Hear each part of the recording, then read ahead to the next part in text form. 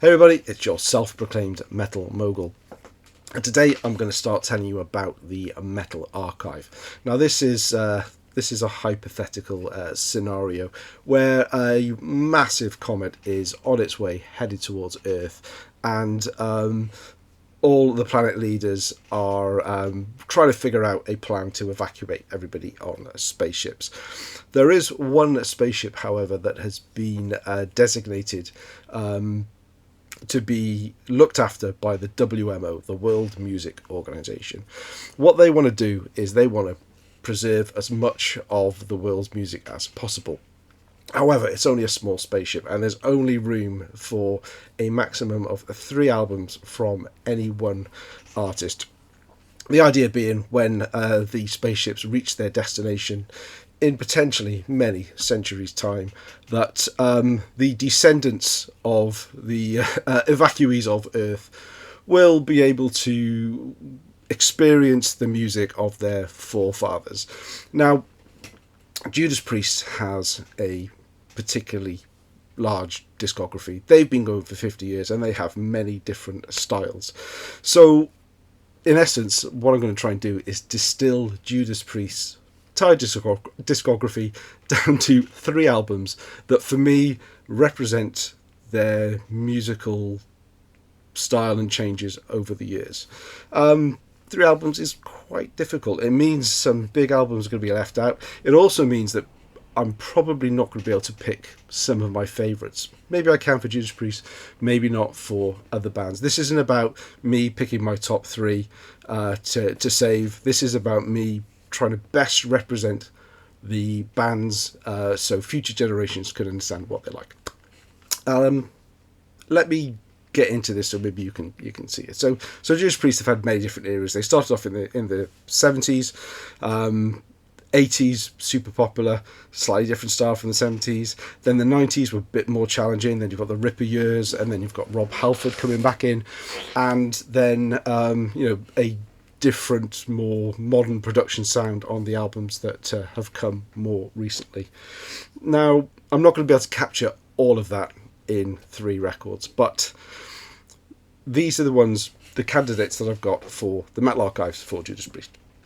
Now, I'm going to start at the most recent period because, to me, this is kind of a no-brainer. I want to be able to show what they were like early, but also what they were like late on, and easily the best album to do that from the most recent period is Firepower.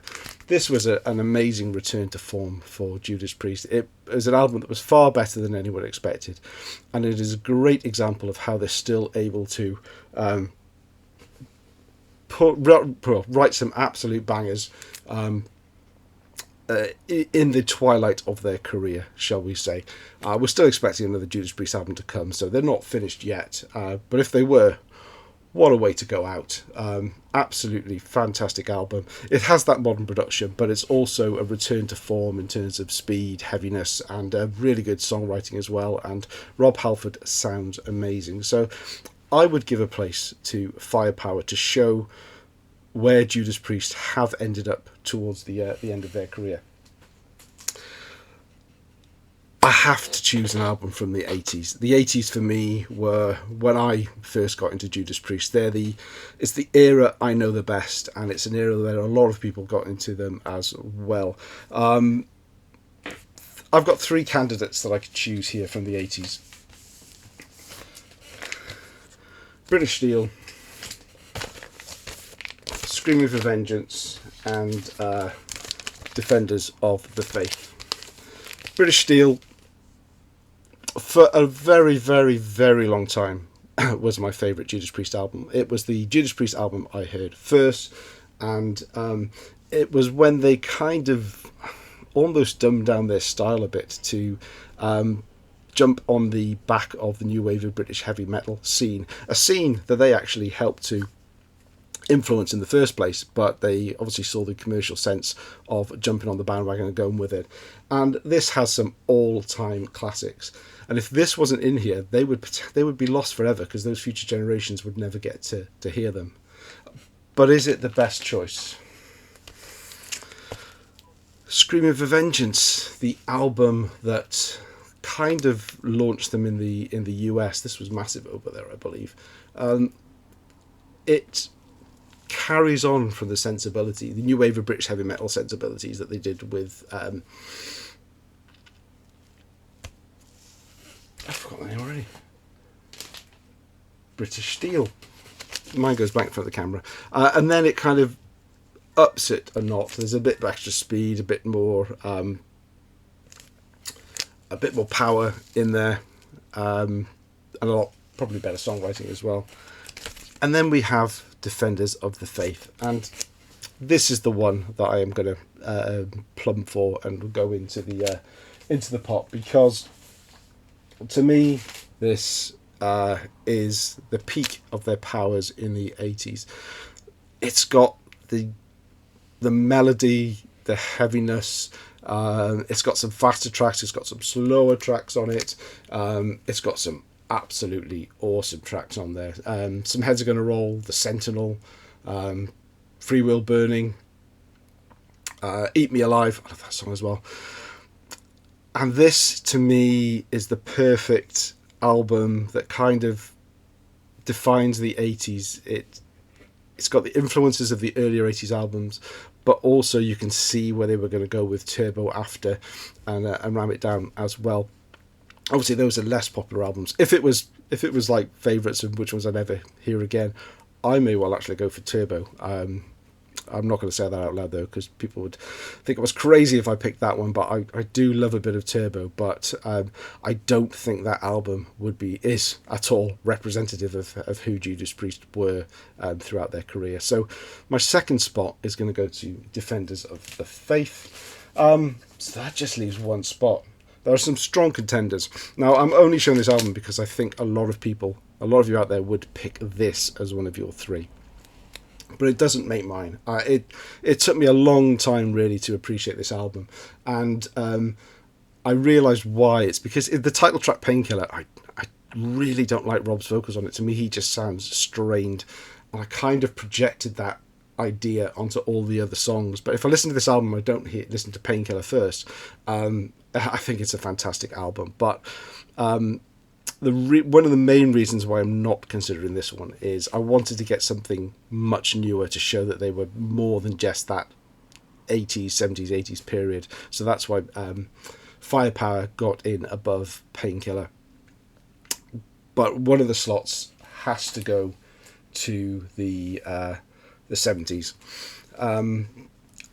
Very important period for Judas Priest. Very important period for other bands that were influenced by Judas Priest as well. 4 contenders, and Rock and Roller isn't one of them. That's just too much of an outlier. Sin After Sin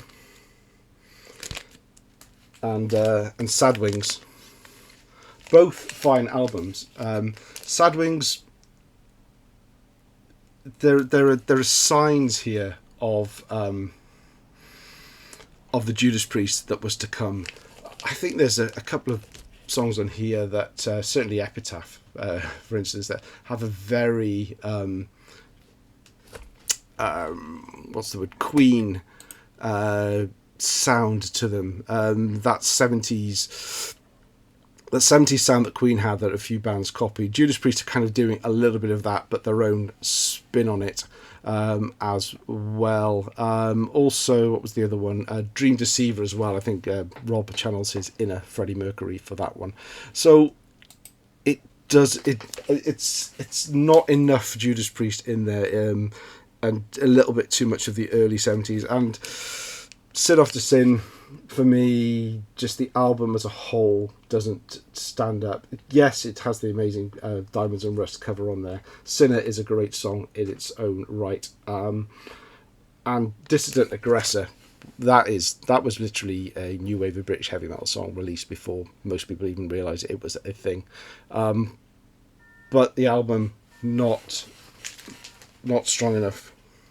So that just leaves either Stained Class or Killing Machine. Killing Machine has, you can tell the next step is going to be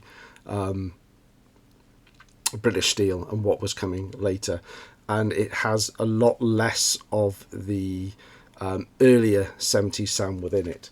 So I am going to have to plump for Stained Class. Not only is it a great Judas Priest album in its own right, it has some amazing songs on there. Things like Exciter, Beyond the Realms of Death. Oh no, the whole thing with Better by You, Better by Me, and the fact that those kids' parents blame that song on the unfortunate suicides. I actually think they should, if they blamed Beyond the Realms of Death, which is much more of a song about people giving up and dying, they may have had a stronger case. But there we go. But Stained Class still has, to me, some of that 70s influence, but also is a real bridge between the 70s and 80s. So if the whole of the Judas Priest catalogue were to get forgotten in the realms of time and only 3 albums remained, my 3 would be Stained Class, Defenders of the Faith, and Firepower. What would yours be? Thanks for watching.